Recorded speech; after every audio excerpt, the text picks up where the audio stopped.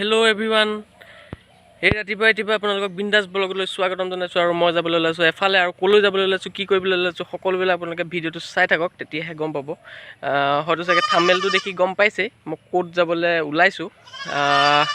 তেনে বলক ভিডিওটো আৰম্ভ কৰো আৰু ভিডিওটো চোৱাৰ আগতে আপোনালোকে এটা ধামাকাদাৰ লাইক কৰি লওক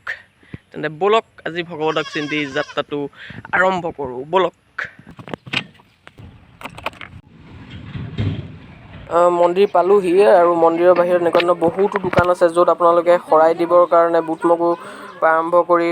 ফল মূল চাকি বাতি সকলোবিলাক বস্তু ইয়াত কিনিবলৈ পাব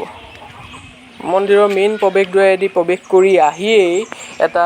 সেউজীয়া পাতেৰে আৱৰা এটা সুন্দৰ গোলাকৃতি কি সুন্দৰকৈ সজাই ৰাখিছে নহয়নে বাৰু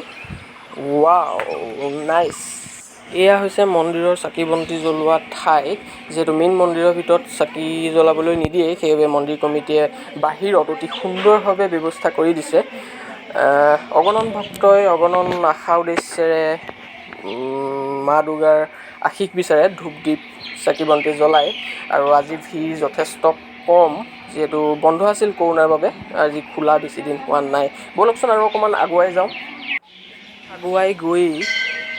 ভিডিঅ'টোত যে সৌৱা চিধা চিধি দেখিছে সেয়া হৈ গ'ল মাহ প্ৰসাদ সজাই দিয়া স্থান আৰু কৰোণাৰ কাৰণে বহুত দিন ধৰি বন্ধ হৈ আছে সকলোৱে নিজেই সজাই ল'ব লগা হৈছে আৰু তাৰ চাইডতে আছে এটা বলিশাল এয়া হৈ গ'ল মন্দিৰটোৰ কাষতে এটা শিৱ মন্দিৰ ওম নমঃ শিৱায় আৰু এয়া হৈ গ'ল মেইন মন্দিৰটো ইয়াত কেমেৰা কৰিবলৈ নিদিয়ে কেমেৰা নট এলাউড আৰু মন্দিৰটোৰ মাজমজিয়াতে আছে এটা যজ্ঞস্থলী আৰু এয়া